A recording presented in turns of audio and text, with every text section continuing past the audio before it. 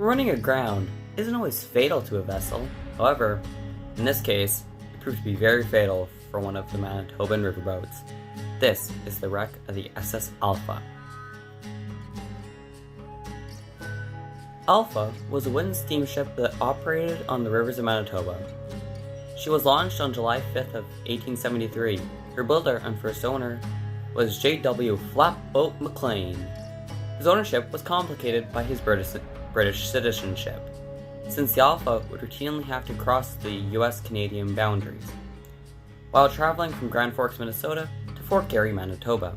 So, she was sold to the Kittson Line, and had a reputation as being one of the fastest vessels in Manitoba, and one capable of proceeding during periods of shallow waters. The draft was just 1 foot.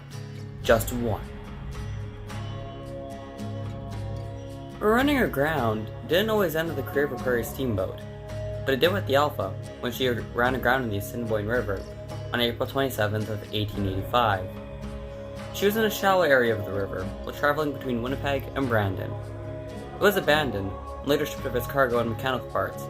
In 1969, Story and Roy Brown and others rediscovered the shipwreck submerged in the river, partially buried in the south bank, in the rural municipality of Victoria. I'm not going to share the location here just to protect the wreck, but I do know its location, and I do plan in fact on going out and seeing it in a few months. Pieces of the ship's hull were salvaged. The rudder was initially displayed at the Cypress River Museum, and later at the Marine Museum in Selkirk. Brown presented a piece of the ship to the Chamber of Commerce at Breckenridge, Minnesota, where the ship had originally been constructed. In 1873, a model of the ship, made from a piece of recovered timber, was displayed at the Manitoba Agricultural Museum at Austin, and I believe it's still there today.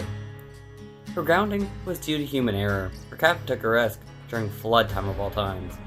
He risked taking a shortcut by deviating from the river's channel, proceeded across an area that he knew was dry land during low water.